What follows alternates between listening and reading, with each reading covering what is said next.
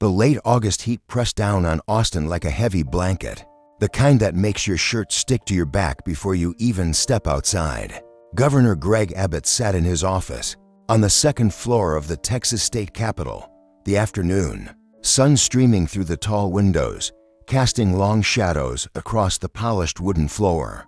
"Governor, we need a decision on the border security bill," said Maria Gonzalez, his chief of staff, her voice carrying the urgency that had become all too familiar in recent months. "The press is waiting, and the legislature's getting antsy." Abbott nodded slowly, his weathered hands folded on his desk.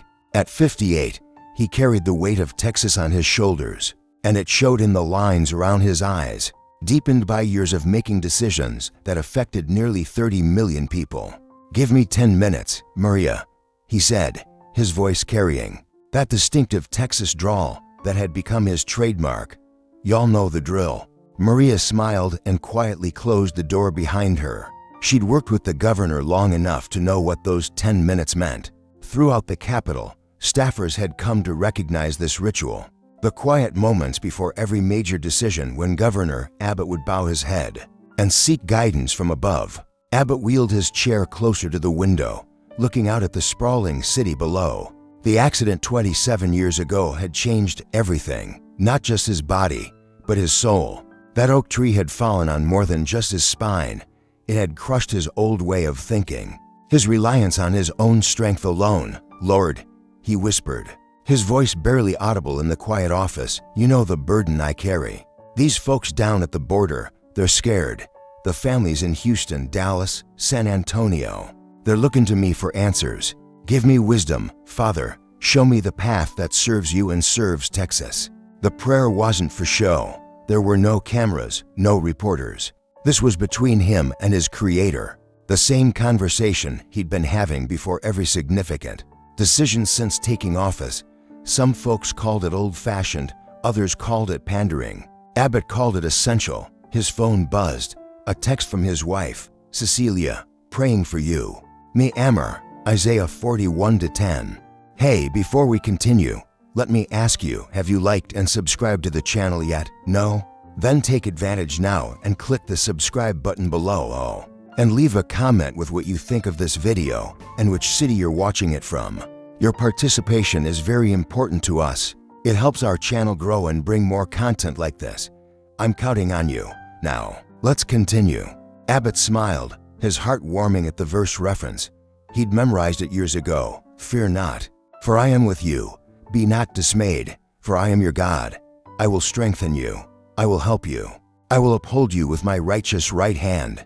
The weight in his chest began to ease, not because the decision had become easier, but because he felt that familiar peace that came with surrender, not surrender to defeat, but surrender to something greater than himself. A knock at the door brought him back. "Come in, Governor." Maria peeked her head in. "Time's up.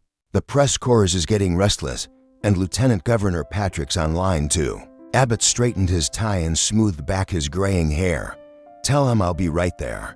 And Maria set up a call with the border county judges for tomorrow morning. "I want to hear from the folks who are living this every day." As Maria hurried off, Abbott took one last look at the photograph on his desk.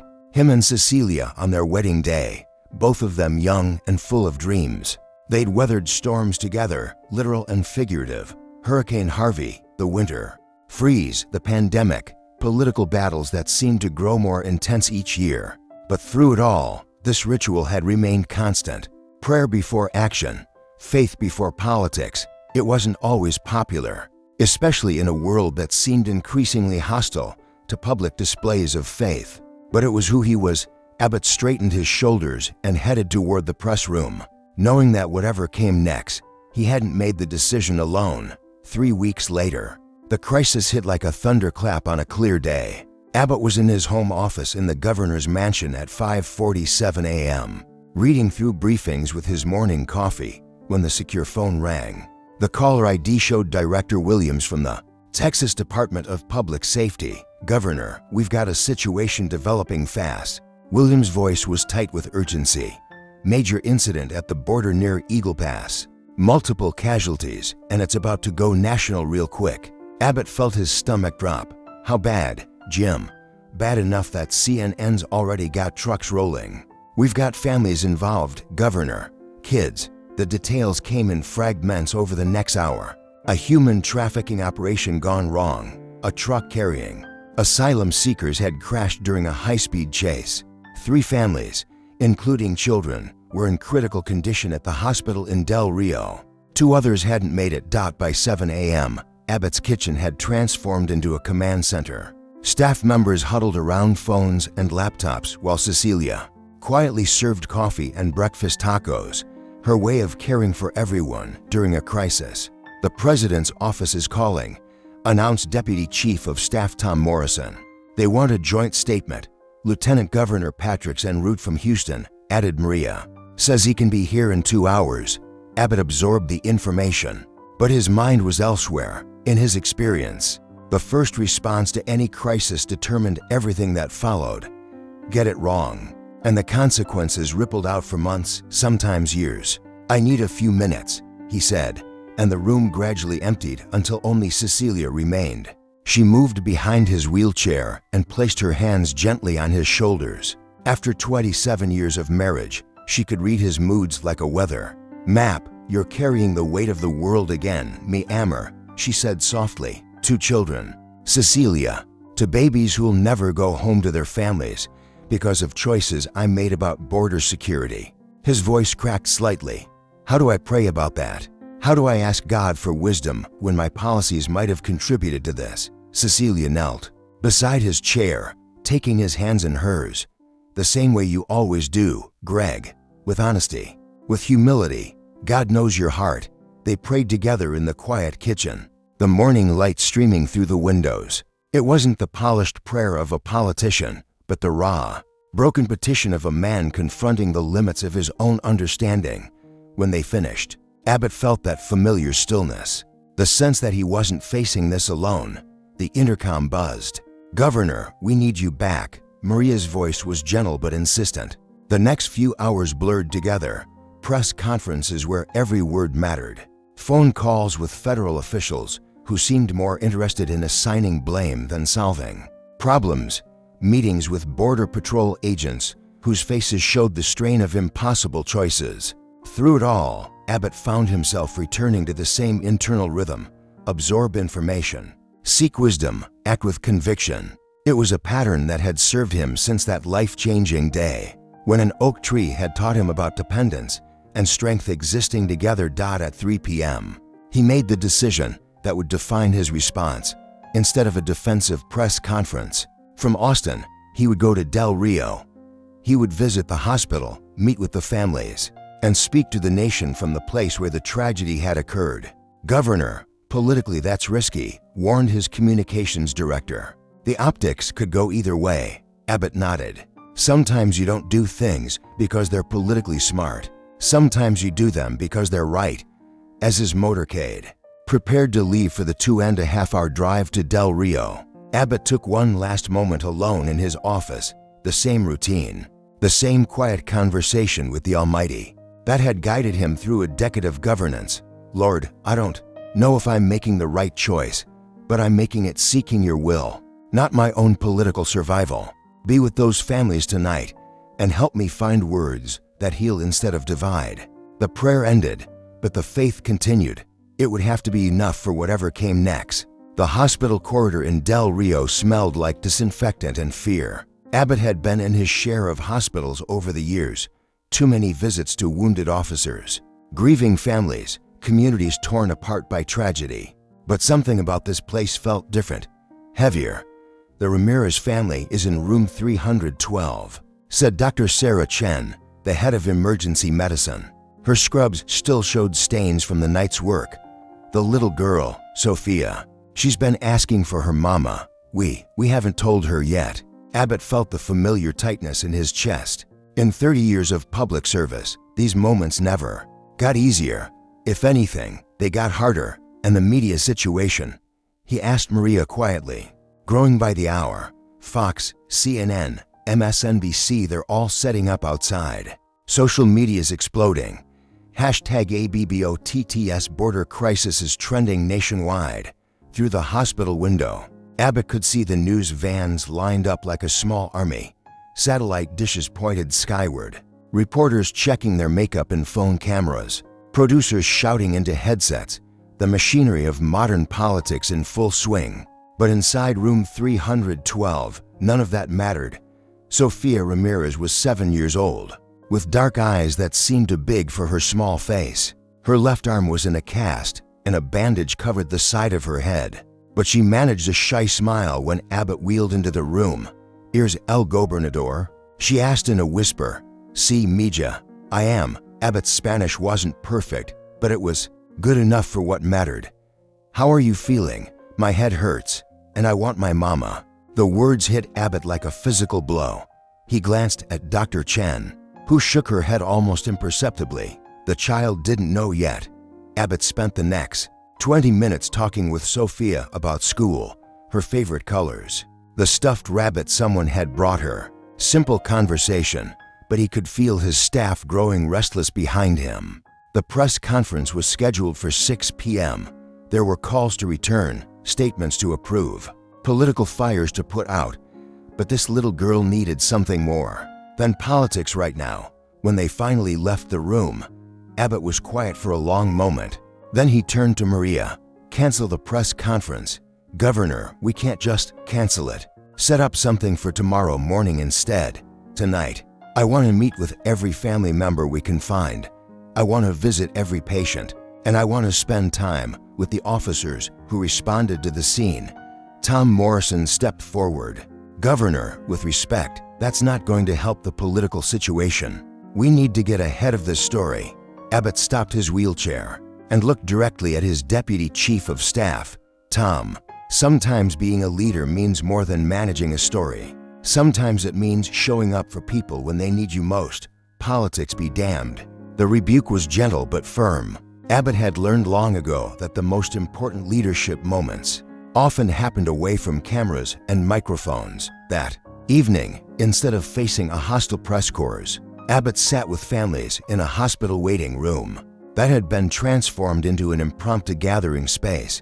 Mrs. Elena Vasquez, whose nephew had been in the truck, spoke in rapid Spanish about the desperation that had driven her family to make the dangerous journey. Officer Mike Rodriguez, a 10-year veteran of the Border Patrol, talked about the impossible choices he faced every day, enforcing the law while knowing that behind every policy were real human beings with real stories. "Governor," Mrs. Vasquez said through tears, "I don't know your politics. I don't know if you hate people like us or not. But you came here tonight. You sat with us. That matters." As the evening wore on, Abbott found himself in the hospital chapel, a small, quiet room with simple wooden pews and a cross on the wall. He wasn't alone. Officer Rodriguez had joined him, along with Dr. Chen and 2 nurses who had worked through the night. "I've been praying about this all day," Abbott said to the small group, "about my role in what happened, about whether my policies helped cause this tragedy." "Governor," Officer Rodriguez said, "I've been working the border for a decade. This isn't about one person's policies. This is about a system that's been broken for 20 years. What happened last night, it was gonna happen regardless of who was in office." Abbott nodded. But the weight remained. Leadership meant responsibility, even for consequences you couldn't fully control. They prayed together in that small chapel. A Republican governor, a Border Patrol agent, a doctor who'd saved lives that night, and 2 nurses who'd comforted grieving families. No cameras, no press releases, no political calculations. Just people asking God for wisdom in the face of tragedy. By the time Abbott's motorcade headed back to Austin near midnight, the governor's approach had crystallized. Tomorrow's press conference wouldn't be about defending policies or deflecting blame. It would be about acknowledging pain, accepting responsibility where appropriate, and charting a path forward that honored both the rule of law and human dignity. "It's risky," Maria said during the drive home. "Your base expects strength, not vulnerability." Abbott watched the Texas landscape roll by in the darkness. Somewhere out there, Sofia Ramirez was sleeping in a hospital bed, probably dreaming of her mother. Somewhere else, families were planning funerals. Maria, strength isn't about never admitting mistakes or never showing compassion.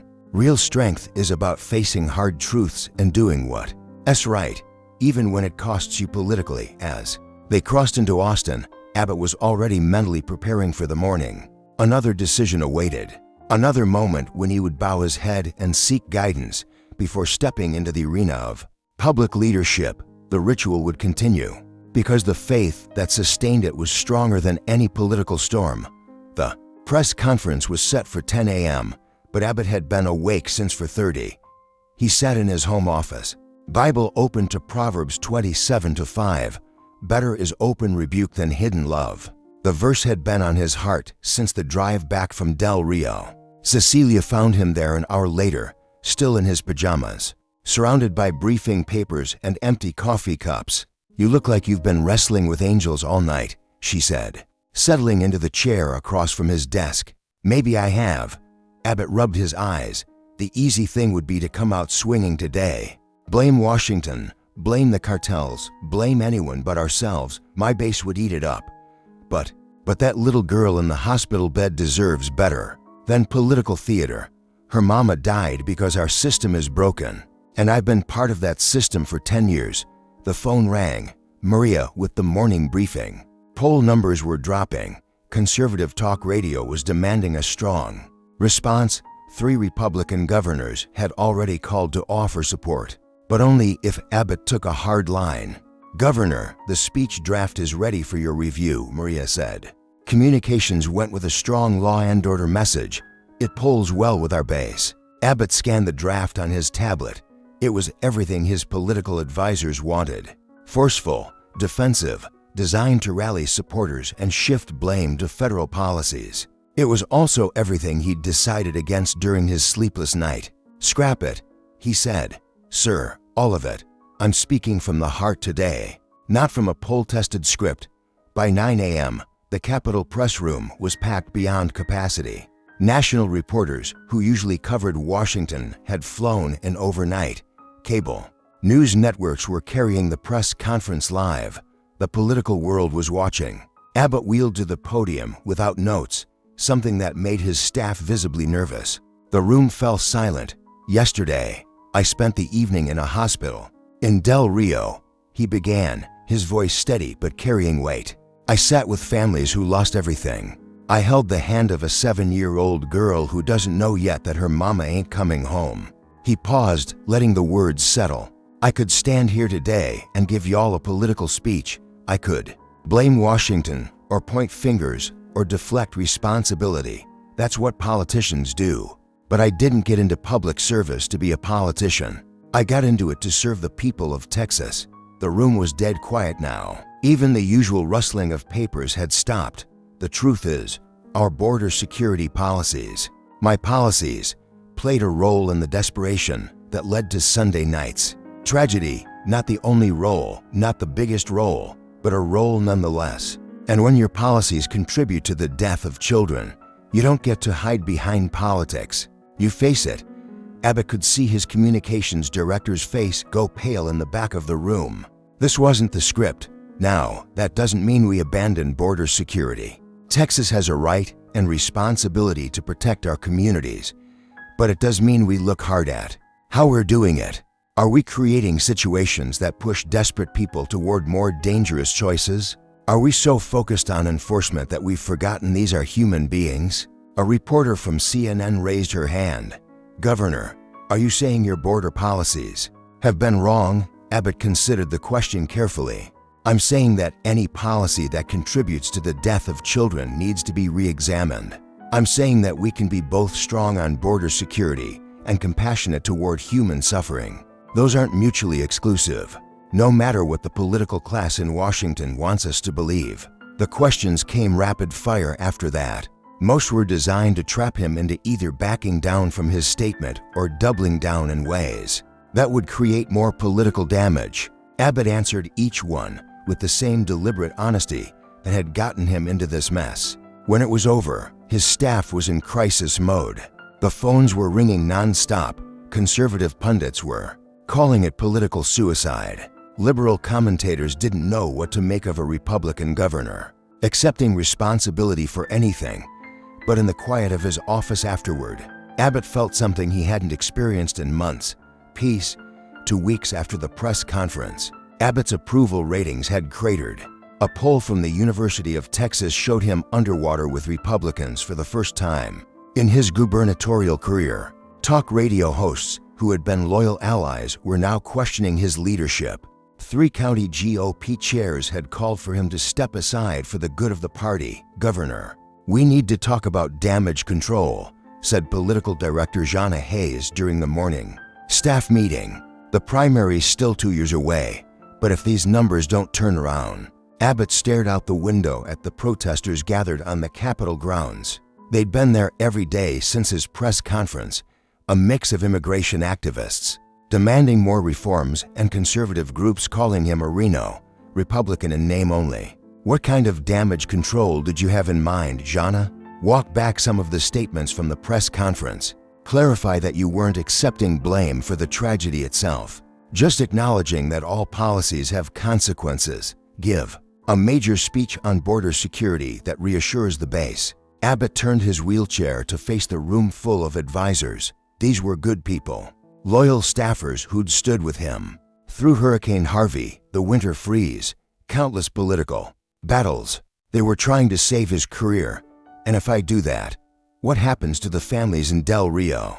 What happens to Sofia Ramirez and her questions about why her mama died, Governor?" Tom Morrison said gently, "With respect, your first obligation is to the people who elected you. If you can't govern, you can't help anyone."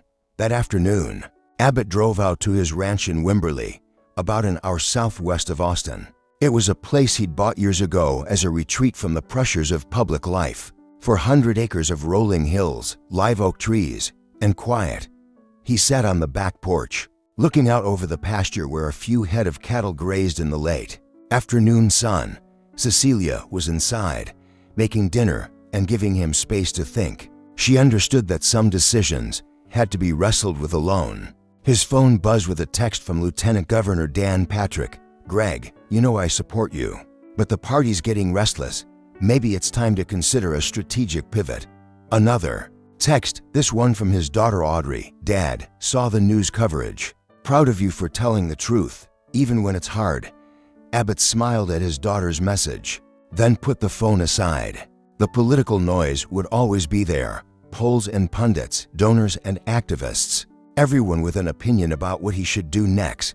But out here, in the quiet of the Texas Hill Country, he could hear something else. That evening, he and Cecilia walked. Well, she walked while he rolled alongside in his chair, down to the stock pond at the bottom of their property. It was a route they'd taken hundreds of times over the years, a ritual of their own that predated his governorship. "You remember what you told me after the accident?" Abbott asked as they reached the water's edge. Cecilia smiled. "Which part?" "I said a lot of things during those first few months. You said that sometimes God breaks us down so he can build us back up into something stronger, something more useful to his kingdom. I remember. I'm wondering if this is another one of those times." They sat in comfortable silence as the sun set over the water, painting the sky in shades of orange and pink that only seemed to exist in Texas. Somewhere in the distance, a whippoorwill called, and cattle lowed as they settled in for the night.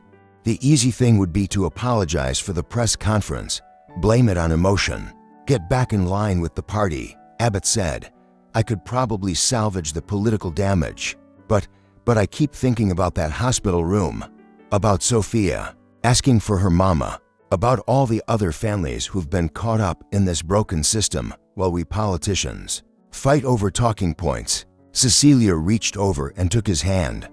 "What does your heart tell you?" Abbott was quiet for a long moment.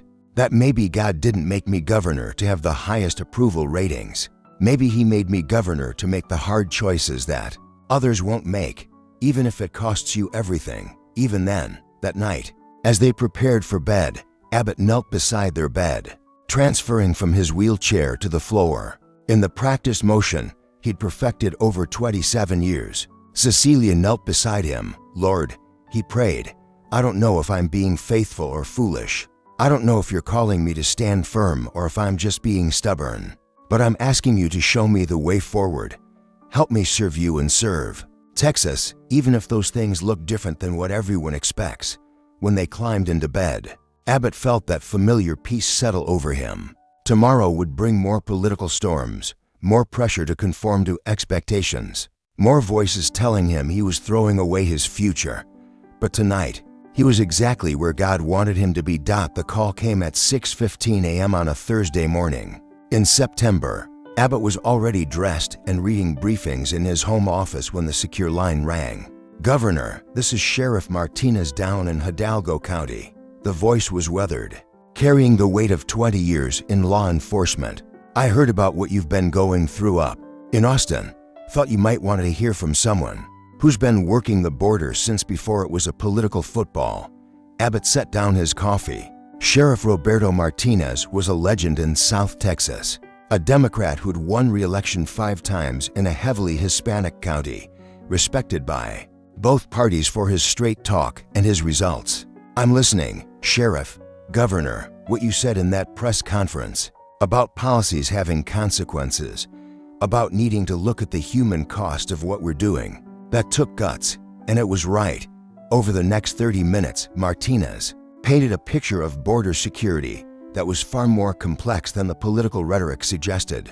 Yes, enforcement was necessary, but the current system was pushing desperate people toward increasingly dangerous choices: longer routes through harsher terrain, deals with more violent smugglers, riskier transportation methods. The tragedy in Del Rio, Governor, that wasn't the first time something like that's happened, and it won't be the last unless we start having honest conversations about how we do this.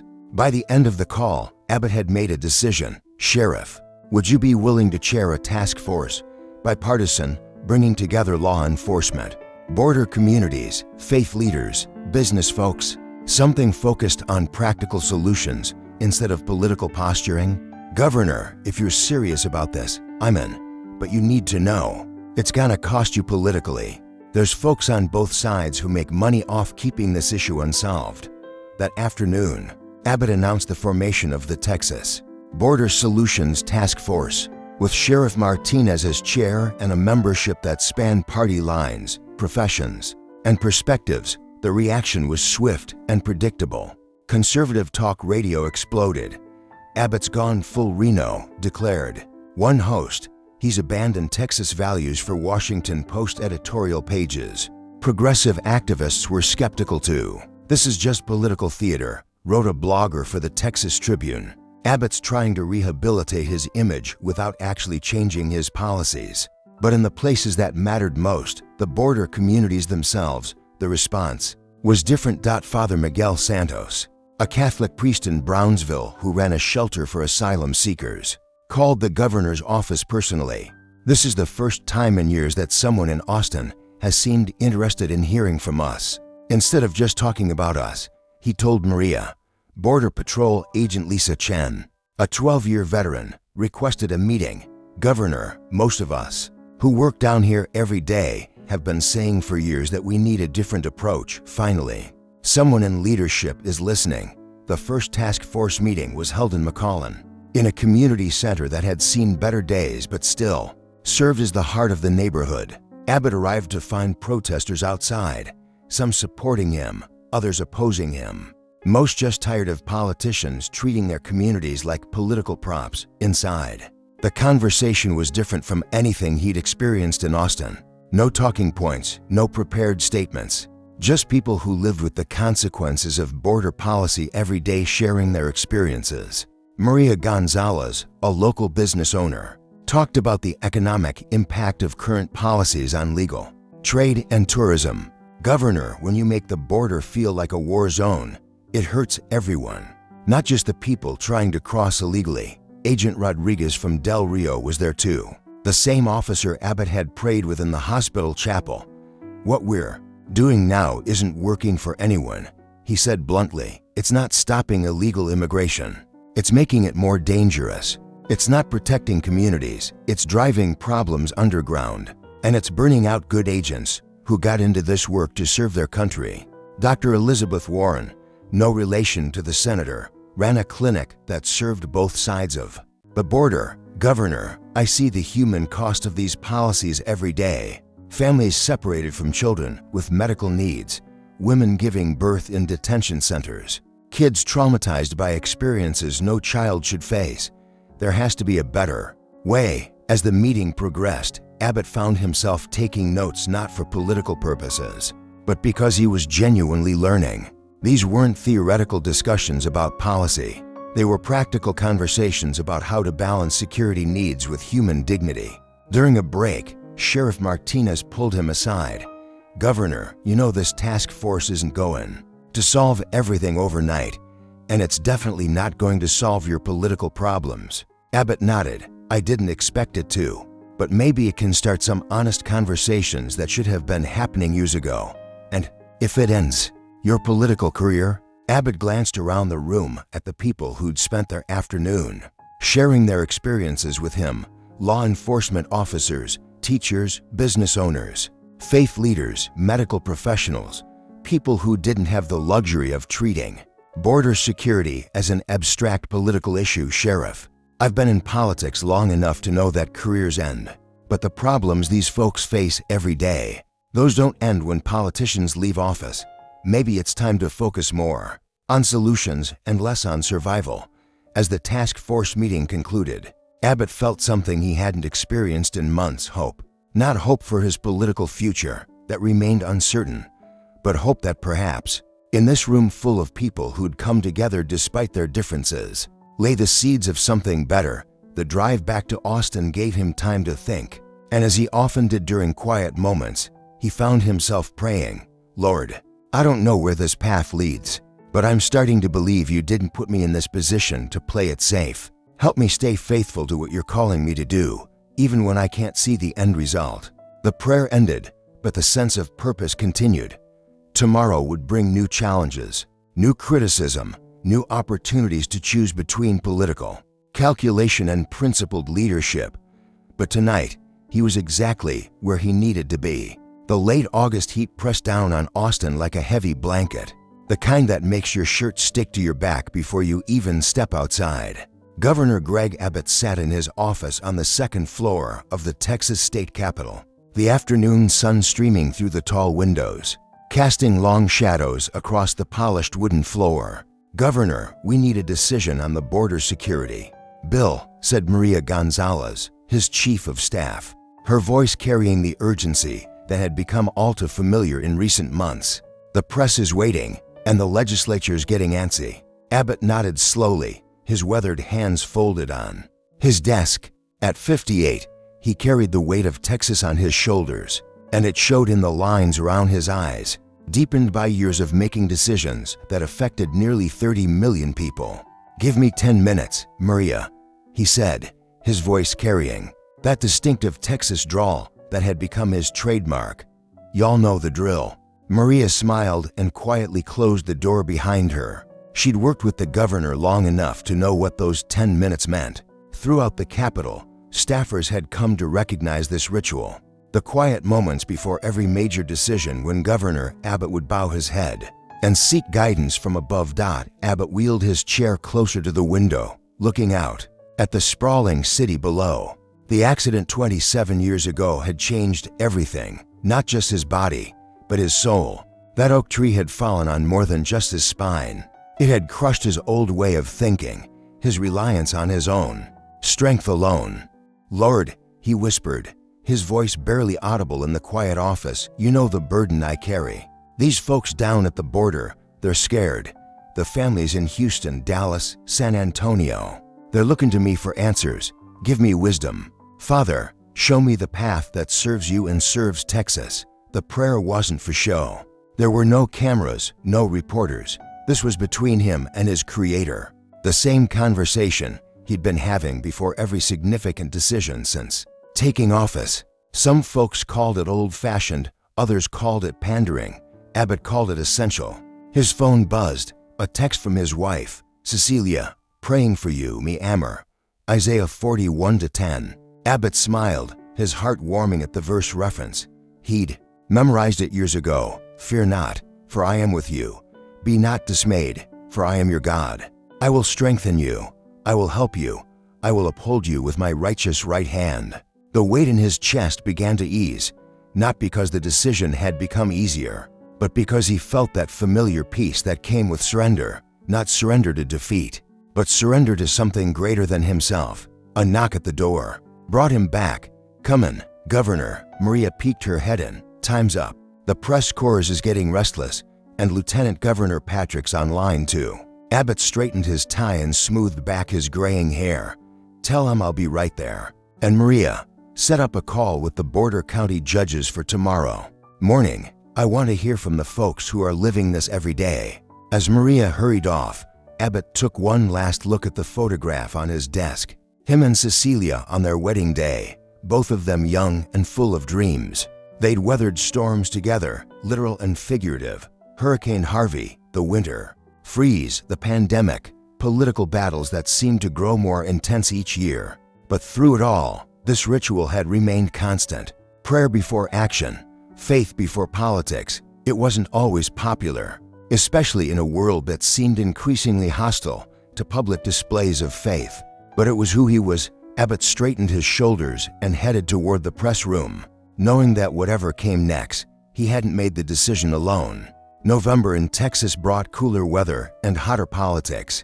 The Border Solutions Task Force had been meeting for 6 weeks, and preliminary recommendations were starting to take shape, but the political cost was mounting daily. Abbott sat in his office at 5 a.m., reading the overnight clips that his staff compiled every morning.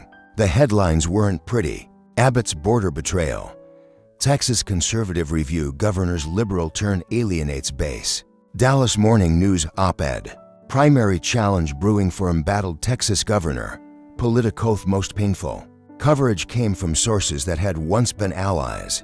A Fox News segment the previous evening had featured 3 former supporters, calling for new leadership in Texas. His old friend from the legislature, State Senator Bill Hughes, had gone on record saying Abbott had lost his way. "Governor," Maria knocked softly and entered with coffee and the morning briefing. The lieutenant governor's office called. "Dan wants to meet this morning. Says it's urgent." Abbott nodded, but his attention was drawn to his phone buzzing with a text from an unknown number. "Governor, this is Sofia Ramirez. I'm the little girl you met in the hospital. I'm writing a report about you for school. My teacher says you're brave. I think so too." The message hit him harder than any political attack. Somehow, the 7-year-old had gotten access to a phone and figured out how to reach him. The innocence of her words, the simple acknowledgement of courage from someone who'd lost everything. It reminded him why he'd chosen this difficult path. Lieutenant Governor Dan Patrick arrived at 9 a.m., bringing with him the weight of decades of friendship and political alliance. They'd worked together through some of Texas's biggest challenges, and Patrick's support had been crucial to Abbott's success. "Greg, we need to talk straight," Patrick said, settling into the chair across from Abbott's desk. "The party's in full revolt. 3 major donors have pulled their support.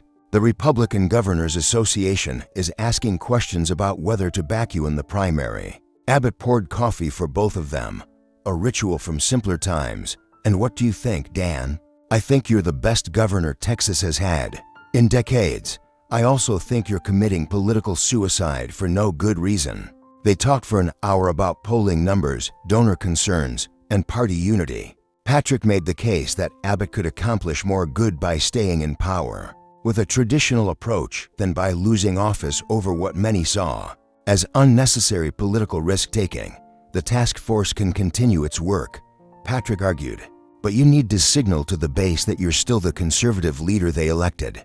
Give them something, a strong enforcement action, a lawsuit against the Biden administration, anything to show you haven't gone soft." Abbott listened carefully. Patrick wasn't wrong about the political realities. The path Abbott had chosen was leading toward potential defeat, and defeated governors couldn't help anyone. But then he thought about the task force meetings, about Sheriff Martinez and Agent Rodriguez, about Dr. Warren and the families who'd shared their stories. Something real was happening in those rooms, something that transcended political calculations. "Dan, let me ask you something," Abbott said. "When we got into politics, what did we think we were going to accomplish?" Patrick looked surprised by the question. "We wanted to serve Texas, advance conservative principles, make a difference." And have we made a difference? I mean, of course we have. Lower taxes, less regulation, strong job growth. But what about the things that really matter? The families torn apart by policies that don't work. The kids like Sophia who pay the price for our political compromises? Patrick was quiet for a moment. Greg, you can't save everyone. Politics is about the possible, not the perfect, maybe. Or maybe we've been settling for the possible for so long that we've forgotten what we really believe in. After Patrick left, Abbott found himself alone with a decision that felt familiar yet more consequential than any he'd faced. The task force was due to release its preliminary recommendations in 2 weeks. Those recommendations would likely call for significant changes to how Texas approached border security, changes that would anger much of his political base. He could soften the recommendations, water them down to make them more politically palatable. He could follow Patrick's advice and throw his supporters some red meat to prove he was still one of them. He could survive to fight another day, or he could do what he believed was right and let the political chips fall where they may. That evening, at the family dinner table in the governor's mansion, Abbott found himself surrounded by the people who mattered most. Cecilia had made her famous enchiladas, and their daughter Audrey was home from college for the weekend. "Dad, my roommate says her mom thinks you've lost your mind," Audrey said with the bluntness that only a 20-year-old daughter could manage. "She says you're throwing away everything you've worked for." Abbott smiled. "What do you think?" "I think you're finally doing what you've always told me to do, standing up for what's right even when it's hard." Cecilia reached across the table and squeezed his hand. "Whatever you decide about the recommendations, we're with you, win or lose." That night, Abbott spent an hour in prayer before bed, wrestling with the same questions that had plagued him since that hospital room in Del Rio. But this time, the wrestling felt different, less desperate, more settled. "Lord, I've spent my whole career trying to balance what's right with what's possible. But maybe it's time to just do what's right and trust you with the results." As he drifted off to sleep, Abbott felt a peace that had eluded him for months. Tomorrow would bring another day of political storms, but tonight he knew what he had to do. The task force's final meeting was held in Eagle Pass, the same border town where so many of the issues they'd been studying played out daily. Abbott arrived early, wanting to walk or roll through the downtown area and see the community without the usual political entourage. Main Street told the story of a town caught between worlds. American flags flew alongside Mexican ones. English and Spanish mixed in conversations on street corners. Border Patrol vehicles parked next to pickup trucks with "Come and Take It" bumper stickers. At Maria's Cafe, a local institution that had been serving both sides of the border for 40 years, Abbott stopped for coffee and found himself in conversation with the owner, an elderly woman named Carmen Delgado. "Governor," she said in accented English, "my grandson, he wants to be Border Patrol. Says he wants to serve his country, but he also wants to help people. He asks me, Abuela, how do I do both? What should I tell him?" Abbott thought about the question as he sipped coffee that was stronger than anything served in the capital. Tell him that serving your country means doing what's right, not what's easy. Sometimes that means enforcing the law. Sometimes it means showing mercy. The hard part is knowing which moment calls for which response.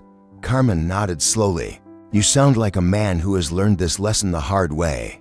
The task force meeting began at 10 a.m. in the Eagle Pass Community Center. 6 weeks of work had led to this moment, the finalization of recommendations that would either chart a new course for Texas border policy or end Abbott's political career. Sheriff Martinez called the meeting to order and reviewed the consensus that had emerged. A comprehensive approach that maintained strong security measures while creating legal pathways for asylum seekers, improving conditions in detention facilities, and investing in border communities as partners rather than obstacles. "Governor," Martinez said, "these recommendations ain't gonna make everyone happy. They're too liberal for some conservatives, too conservative for some progressives, but they might actually work." Agent Rodriguez spoke next, outlining enforcement measures that focused resources on actual security threats rather than prosecuting asylum seekers. We can be tough on criminals and cartels without criminalizing desperation, he said. Dr. Warren presented health and humanitarian protocols that would treat detained individuals with dignity while maintaining necessary security procedures. These are human beings, not just policy problems, she reminded the room. As each presenter spoke, Abbott took notes not for political purposes, but because he was genuinely learning. These weren't theoretical discussions. They were practical solutions developed by people who lived with the consequences of border policy every day. The final recommendation was the most controversial: the creation of processing centers that would allow asylum seekers to remain in border communities while their cases were adjudicated, rather than being detained or released into the interior. It's gonna cost money, admitted City Councilman Robert Torres from Brownsville, but it's gonna cost less than what we're doing now, and it's gonna work better for everyone involved. When the presentations were finished, the room fell quiet. Everyone understood that this was the moment of decision. Abbott could accept the recommendations and face almost certain political destruction, or he could thank the task force for their work and quietly shelve their proposals. Abbott closed his notebook and looked around the room at the faces of people who'd spent 6 weeks working together despite their differences. Law enforcement officers and social workers, business owners and faith leaders, people who'd found common ground on one of the most divisive issues in American politics. Y'all have done something remarkable here, he said finally. You've shown that it's possible to have honest conversations about difficult problems. You've proven that people of good faith can find solutions when they focus on results instead of rhetoric. He paused, feeling the weight of what came next. I'm going to recommend that the Texas legislature adopt these proposals in full. Not because they're politically safe, they ain't. Not because they'll make everyone happy, they won't. But because they're right. Because they balance security with humanity. Because they might actually work. The room erupted in surprised murmurs. Several people applauded, but others looked concerned. Everyone understood the political implications of what Abbott had just committed to. Sheriff Martinez stood up. Governor, speaking for this task force, I want you to know that whatever happens next, you've done the right thing here. You've listened when you could have just talked. You've learned when you could have just preached. That's real leadership. As the meeting broke up, Abbott found himself surrounded by task force members, wanting to shake his hand or offer words of support.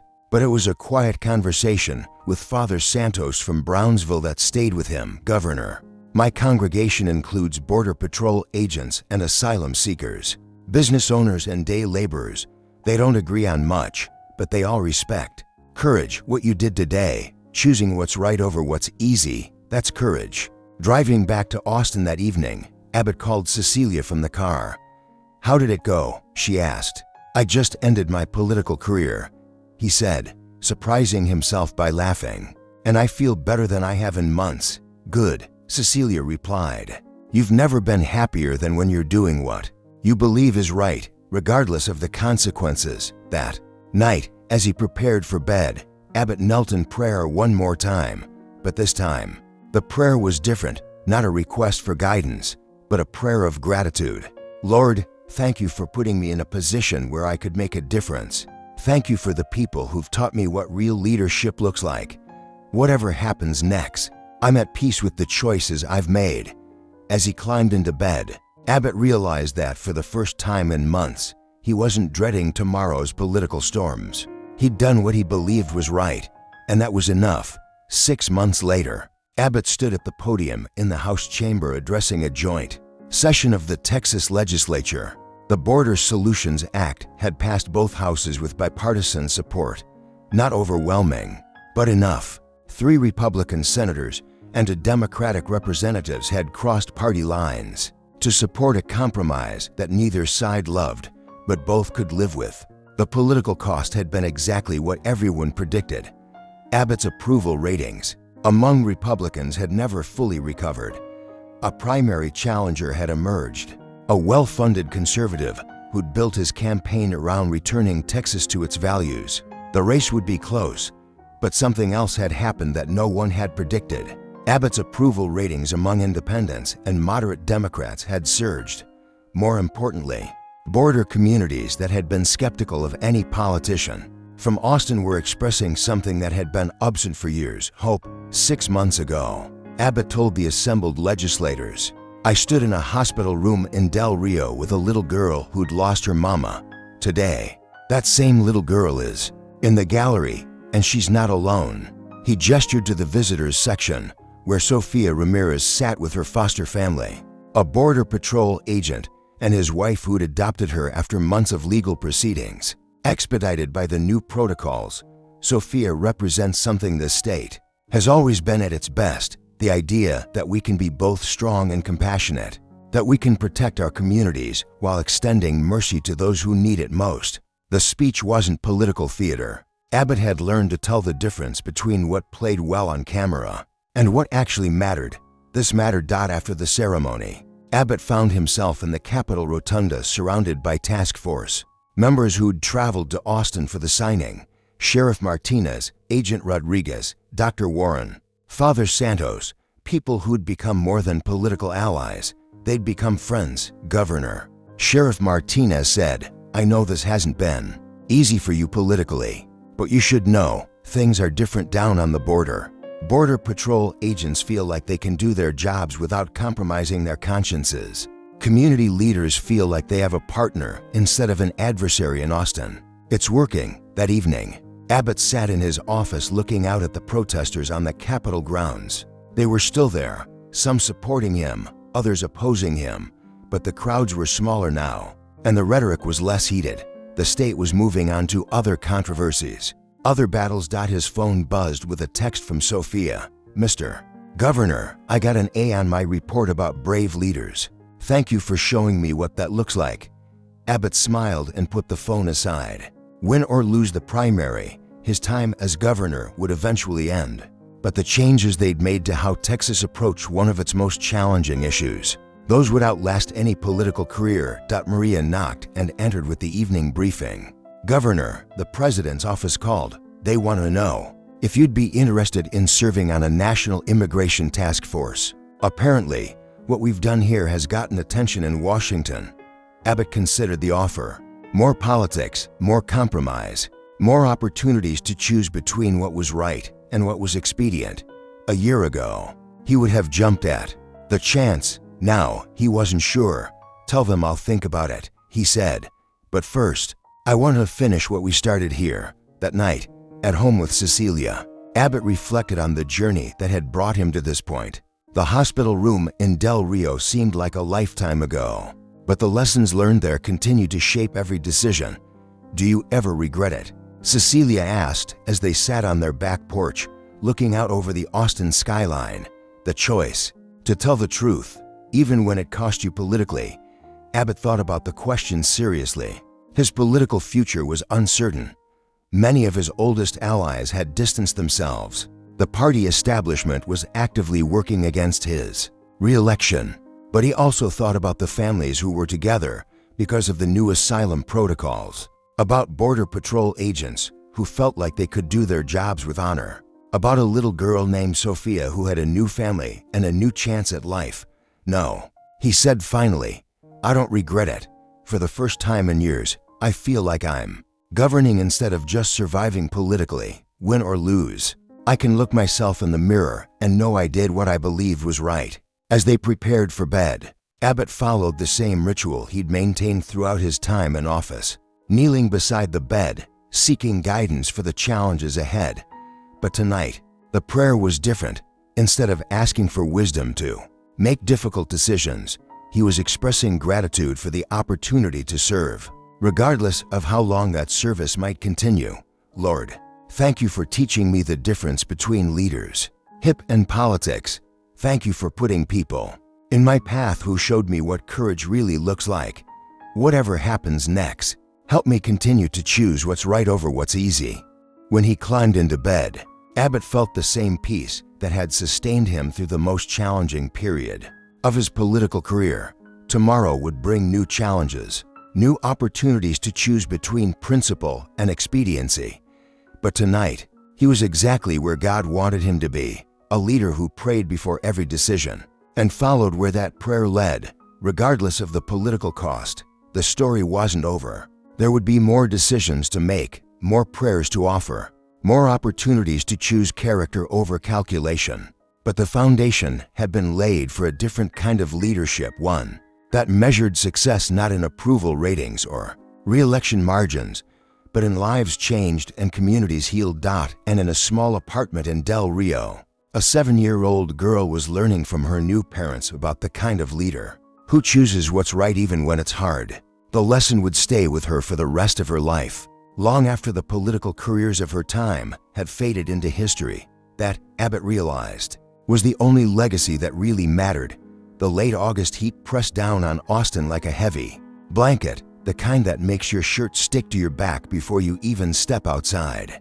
Governor Greg Abbott sat in his office on the second floor of the Texas state capitol, the afternoon sun streaming through the tall windows, casting long shadows across the polished wooden floor. "Governor, we need a decision on the border security bill," said Maria Gonzalez, his chief of staff, her voice carrying the urgency that had become all too familiar in recent months. "The press is waiting, and the legislature's getting antsy." Abbott nodded slowly, his weathered hands folded on his desk. At 58, he carried the weight of Texas on his shoulders, and it showed in the lines around his eyes, deepened by years of making decisions that affected nearly 30 million people. "Give me 10 minutes, Maria," he said, his voice carrying that distinctive Texas drawl that had become his trademark. "Y'all know the drill." Maria smiled and quietly closed the door behind her. She'd worked with the governor long enough to know what those 10 minutes meant. Throughout the Capitol, staffers had come to recognize this ritual, the quiet moments before every major decision when Governor Abbott would bow his head and seek guidance from above. Abbott wheeled his chair closer to the window, looking out at the sprawling city below.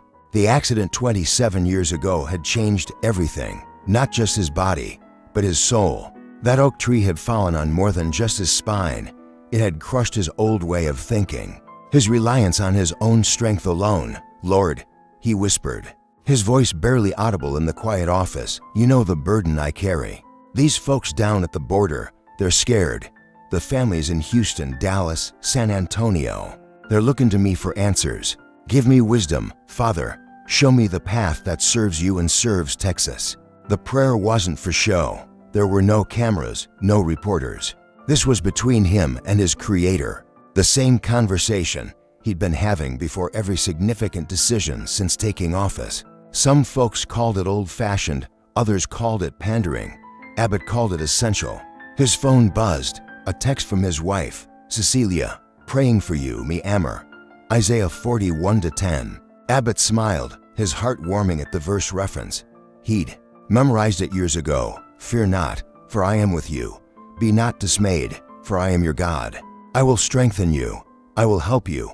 I will uphold you with my righteous right hand." The weight in his chest began to ease, not because the decision had become easier, but because he felt that familiar peace that came with surrender, not surrender to defeat, but surrender to something greater than himself. A knock at the door brought him back. "Come in, Governor." Maria peeked her head in. "Time's up. The press corps is getting restless, and Lieutenant Governor Patrick's on line too." Abbott straightened his tie and smoothed back his graying hair. "Tell him I'll be right there." And Maria set up a call with the border county judges for tomorrow morning. "I want to hear from the folks who are living this every day." As Maria hurried off, Abbott took one last look at the photograph on his desk. Him and Cecilia on their wedding day, both of them young and full of dreams. They'd weathered storms together, literal and figurative. Hurricane Harvey, the winter, freeze, the pandemic, political battles that seemed to grow more intense each year. But through it all, this ritual had remained constant. Prayer before action, faith before politics. It wasn't always popular, especially in a world that seemed increasingly hostile to public displays of faith. But it was who he was. Abbott straightened his shoulders and headed toward the press room, knowing that whatever came next, he hadn't made the decision alone.